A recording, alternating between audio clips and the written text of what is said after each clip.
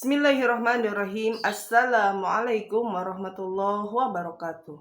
Innal hamdalillah nahmaduhu wa nasta'inuhu wa nastaghfiruh wa na'udzu billahi min shururi anfusina wa min sayyiati a'malina.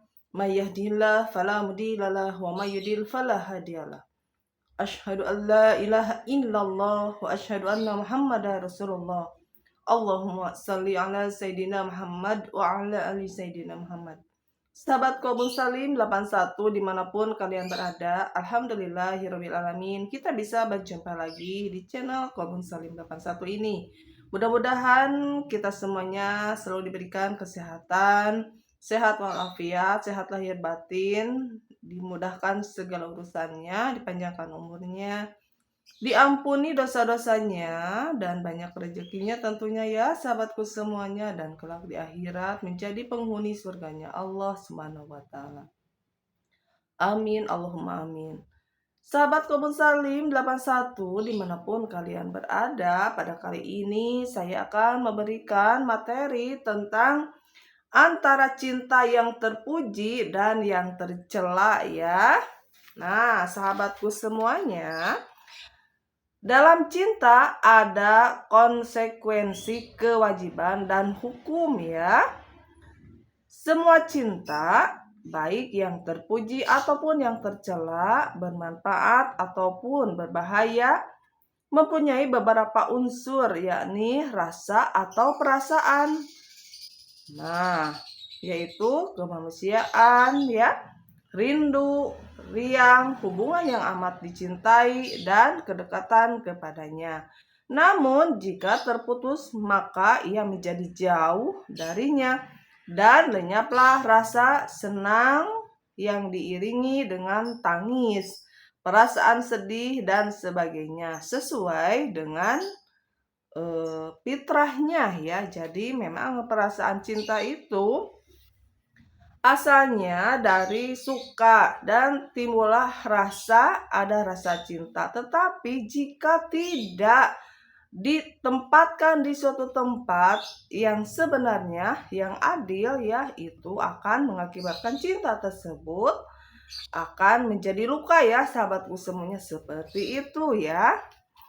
Cinta yang terpuji ialah cinta yang bermanfaat ya. Nah, bukan dengan hawa nafsu yang membawa sesuatu yang berguna bagi orangnya di dunia atau di akhirat. Cinta ini adalah tanda kebahagiaan ya. Adapun cinta yang tercela adalah cinta yang mendatangkan keraguan bagi orangnya di dunia dan akhirat sebagai tanda kesengsaraan ya. Nah, itu ya sahabatku semuanya tentang masalah cinta yang terpuji. Sebagaimana diketahui, insan-insan hidup yang berakal tidak sepatutnya memilih cinta yang merugikan dan membuat sengsara ya. Kalau tidak, maka yang muncul adalah kejahilan atau kekejaman. Jika sudah demikian, jiwa akan jatuh ke dalam bahaya dan merugikan. Tidak ada manfaatnya sama sekali. Itu tak lain karena kezaliman manusia terhadap dirinya sendiri. Jiwanya bodoh, tidak melihat keadaan yang dicintai, jatuh cinta tanpa mengetahui bahaya merugikan yang mungkin timbul dari rasa cintanya. Inilah keadaan orang yang merugi, yang mengikuti hawa nafsu tanpa ilmu. Ia lebih banyak memikirkan cintanya daripada bahaya yang muncul. Lebih banyak mengikuti hawa nafsu serta mengalahkan ilmunya.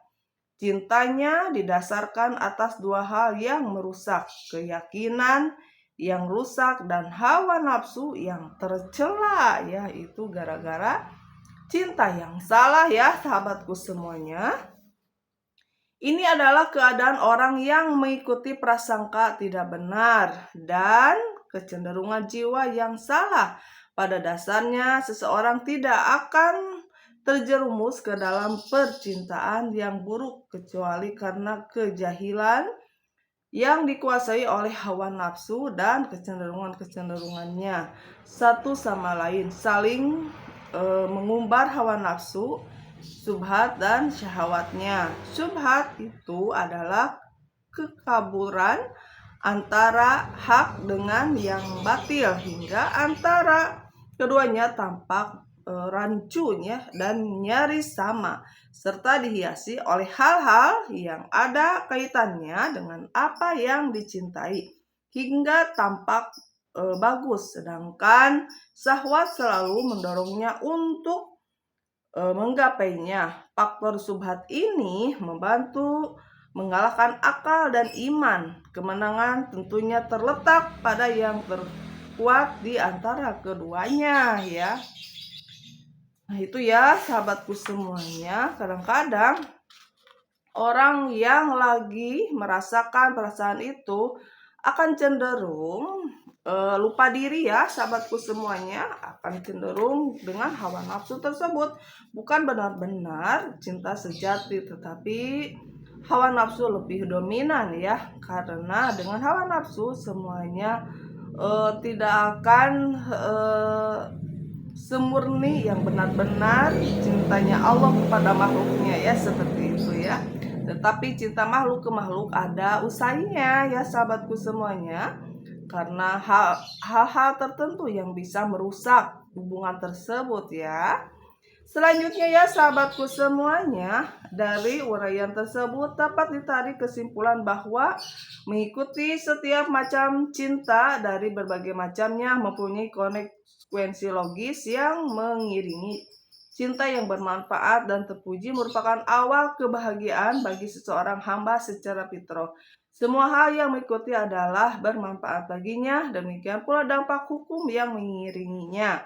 Contohnya kadang menangis akan bermanfaat kepada seseorang, begitu pula sedih, senang, menahan diri, semuanya mengandung manfaat sehingga selama ia berputar-putar di sekitar cinta yang terpuji bersama hukum-hukumnya tersebut, maka ia akan memperoleh nilai tambah, keuntungan dan kekuatan ya.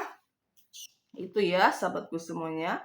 Cinta yang berbahaya dan yang tercela. Semua dampaknya akan mencelakakan pelakunya, menjauhkan diri dari Tuhannya, bagaimanapun ia membolak-balik dan mengubah-ubah.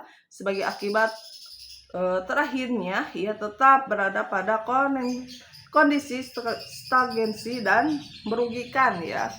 Nah itu ya sahabatku semuanya, jadi jangan berlebihan kalau ada perasaan cinta atau sayang itu kepada makhluk yang lainnya, jangan berlebihan ya, karena dengan berlebihan kita sendiri yang akan terjerumus dan kita sendiri yang akan jauh dari Allah ya sahabatku semuanya, karena kita menuturkan hawa nafsu kita ya. Nah sahabatku semuanya, itulah perbuatan yang berkembang yang muncul dari ketaatan dan maksiat. Semua yang berkembang dari ketaatan maka ia menjadi nilai tambah bagi pelakunya, sedangkan semua yang berkembang dari kemaksiatan maka akan membawa kerugian bagi pelakunya dan menjadikan jauh dari Allah Subhanahu wa taala ya. Nah, Allah berfirman ya sahabatku semuanya di surah At-Taubah ayat 120 sampai 121. Yang artinya adalah yang demikian itu karena mereka tidak ditimpa kehausan, kepayahan, dan kelaparan pada jalan Allah dan tidak pula menginjak suatu tempat yang membangkitkan amarah orang-orang kafir dan tidak menimpakan suatu bencana kepada musuh, melainkan dituliskan bagi mereka dengan yang demikian itu suatu amal soleh. Sesungguhnya Allah tidak menyanyiakan pahala orang-orang yang berbuat baik, dan mereka tidak menafkahkan suatu nafkah yang kecil dan tidak pula yang besar, dan tidak melintasi suatu lembah, melainkan dituliskan bagi mereka amal soleh pula, karena Allah akan memberi kepada mereka dengan balasan lebih baik dari apa yang telah mereka kerjakan ya. Surah Taubah ayat 120 sampai 121. Allah memberitahu pada ayat pertama bahwa yang berkembang dari ketaatan dan perbuatan baik mereka ditulis dengan amal soleh. Sedangkan pada ayat kedua dinyatakan bahwa perbuatan yang soleh yang mereka Bina sendiri semua ini ditulis untuk mereka. Perbedaan antara keduanya adalah yang pertama menyoroti tentang perbuatan yang berkembang dari ketaatan, maka akan ditulis dengan amal soleh. Sedangkan yang kedua menyoroti amal soleh yang dilakukan oleh mereka, maka akan ditulis untuk kebaikan mereka. Untuk itu akhirnya seorang hamba dituntut untuk berpikir tentang korban-korban cinta, mengetahui tentang manfaat, bahaya, serta kerugian yang mungkin timbul. Nah, itu ya sahabatku semuanya. Ini karangan Ibnu Qayyim Al-Jauziyah ya, sahabatku semua, yang tadi saya bacakan itu tentang apa? Tentang terapi penyakit hati ya, sahabatku. Nah, ini bukunya sahabatku semuanya. Ini terapi penyakit hati ya. Ini karangannya yaitu Ibnu Qayyim Al-Jauziyah. Nah, itu tentang perasaan cinta yang akan menimbulkan suatu masalah ya. Nah, kalau kita ya, kenapa ya sahabatku semuanya, di Islam itu begitu sempurna ya. Allah sudah berfirman di Al-Quran ya, bagi orang-orang yang beriman, yuk tundukkan pandangan. Karena awal dari dosa adalah memandang ya, memandang sesuatu hal yang mungkin itu diharamkan oleh Allah ya. Tidak boleh memandang antara satu dengan yang lainnya, dan kita harus menundukkan pandangan. Itu ketakwaan di hadapan Allah, sahabatku semuanya.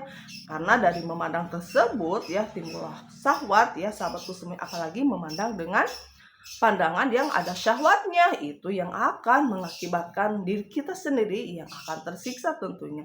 Karena kita tidak taat kepada Allah ya. Kalau kita taat kepada Allah, kata Allah, tundukkan pandanganmu. Kalau kita bisa menundukkan pandangan dari hal-hal apapun juga, ini mata akan selamat, sahabatku semuanya. Dari pandangan tersebut akan timbul ya ke hati, sahabatku semuanya. Hati dipikirin, masuk ke hati. Nah, itu semuanya diolah dari pertama awalnya dari pandangan mata ini. Apapun itu, sahabatku semuanya ya. Dari kita banyak melihat sesuatu hal yang sifatnya duniawi ya, mau pasangan hidup atau laki-laki yang bukan muhrim, kita memandang ya tidak boleh ya. Jadi tundukkan pandangan kita, itu ketakwaan di hadapan Allah. Terus kita jalan-jalan kemana saja, karena kita sering melihat, itu menjadikan suatu keinginan tersebut jadi hawa nafsu, pengen memiliki sesuatu. Dengan berbagai cara kita menginginkan sesuatu itu dikarenakan apa? Pandangan ini tidak bisa dijaga ya. Nah, itu dari pandangan, sahabatku semuanya. Dari mata turun ke hati, di hati langsung dipikirin, dan kita bertindak sesuatu hal yang mungkin akan merugikan diri kita sendiri, sahabatku semuanya. Itu yang menyebabkan setan akan bermain di mata kita. Walaupun itu orang itu jelek, tapi oleh setan dibagus-baguskan ya. Langsung dibalikan matanya supaya itu bagus, sehingga kita baru terjerumus dengan rayuan setan tersebut dari cara memandang. Itu hukum Islam ya, sahabatku semua. Jadi harus tundukkan pandangan kita. Kita tidak boleh memandang dengan syahwat ya, karena dengan syahwat itu akan timbul perasaan masuk ya ke kalbu kita dan dipikirin, yang itu yang mengakibatkan dosa ya, sahabatku semuanya. Dari suatu mata ini, dari pandangan ini, dari maksiat kedua mata kita yang mengakibatkan ada yang melakukan wala taqrabuz zina, janganlah kamu mendekati zina dengan memandang sesama satu dengan yang lainnya ya, yang bukan muhrim tentunya. Dari pandangan tersebut ya timbullah pikiran, masuk ke hati, dan bertindak sesuatu hal yang mungkin itu dilarang di dalam agama Islam ya. Itu dari satu pandangan saja, sahabatku semuanya. Yang kedua, ada telinga kita yang mendengar. Apakah telinga ini dipergunakan di yang Allah ridhoi ya, bukan kita mendengarkan suatu hal yang mungkin Allah tidak ridho dengan sesuatu hal tersebut ya, mau gosip ya, mau namimah ya, seperti itu ya, sahabatku semuanya. Gibah itu yang mengakibatkan si telinga akan terganggu konsentrasinya dikarenakan dosa ya, sahabatku semuanya. Kita mendengar sesuatu hal yang mungkin harus tidak didengar ya, kejelekan orang, ada orang yang curhat tentang kejelekan orang, udah jangan didengar. Selamatkan telinga kita dari siksaan api neraka ya, selamatkan pandangan mata kita dari siksaan api neraka. Dan tentunya ada pikiran kita yang selalu pikiran negatif ya, suudzon. Nah, dari suudzon juga sama itu ya, sahabatku semua, yang mengakibatkan menjadi dosa ya di hadapan Allah. Dan juga ada mulut. Mulut ini ada bohong, ada dusta, ada ghibah, dan sebagainya, mencaci maki, benci. Semuanya terletak di hati kita ya, sahabat. Semua anggota tubuh ini akan menjadi suatu saksi nanti kelak di akhirat ya. Hati nurani ini, apakah hati ini mengingat Allah atau selain Allah? Kalau hati ini banyaknya selain Allah ya disimpan di sini, yang akan mengakibatkan kita sendiri akan selalu gelisah dengan si kolbu ini tidak tunduk di hadapan Allah ya. Itu ya sahabatku semuanya. Dan tangan ini juga sama ya, tangan ini juga suatu hal yang bisa mencelakakan atau bisa menjadikan suatu manfaat ya sahabatku semuanya. Kalau mencelakakan berarti si tangan ini dipergunakan yang tidak Allah ridhoi. Tapi kalau bermanfaat, tangan ini dipergunakan di jalan yang Allah ridho. Dan kedua kaki juga sama. Kaki ini melangkah kemana ya? Mau maksiat atau mau taat nih? Mau maksiat berarti kita mengundang siksa Allah. Kalau taat ya berarti mengundang rahmat Allah tentunya ya. Itu semuanya sahabat semua yang harus dijaga. Semuanya dari pandangan, dari telinga, dari tangan, kaki ya, dan kulit kita juga suatu saat akan bersaksi di hadapan Allah Subhanahu wa taala tentang apa yang sudah kita lakukan di dunia ini. Yuk, makanya kita banyak beristighfar ya sahabat semuanya. Istighfar, astagfirullahalazim wa atubu ilaih. Minta ampun kepada Allah dari pandangan, dari telinga, dari ucapan, dari kaki, dari tangan, dan dari kemaluan kita, dan juga dari hati nurani kita. Dan tentunya semua anggota ini akan bersaksi dan kelak di hadapan Allah Subhanahu wa taala akan mempertanggungjawabkan sesuatu hal yang sudah kita lakukan di dunia ini. Yuk, maka berhati-hatilah ya sahabatku semuanya. Jangan terlalu banyak bicara, kalau itu bisa mengakibatkan diri kita yang akan binasa dengan kata-kata kita sendiri ya. Tetapi banyaklah zikir kepada Allah, insya Allah semua anggota ini akan selamat di hadapan Allah kelak ya. Dan kita semuanya akan masuk surga ya tanpa hisab, biar kita bisa mengendalikan, menahan semua anggota badan kita yang harusnya kita untuk Allah, bukan untuk sesama makhluk yang bukan muhrim atau yang diharamkan oleh Allah Subhanahu wa taala. Nah, sekian dulu sahabat-sahabatku semuanya tentang cinta yang tercela dan cinta yang benar-benar, antara cinta yang terpuji dan yang tercela ya tentunya, yang akan mengakibatkan kita semuanya yang rugi jika cinta itu tidak diletakkan di tempat yang Allah ridhoi. Tetapi cinta itu bisa menjadi suatu amal soleh jika cinta itu diletakkan di tempat yang Allah ridhoi tentunya ya. Terima kasih ya sahabat-sahabatku semuanya sudah menyimak channel Kobun 81 ini. Dukung ya sahabatku semuanya channel Kobun Salim 81 ini dengan cara like, subscribe, and comment ya. Billahi taufik wal hidayah. Wassalamualaikum warahmatullahi wabarakatuh.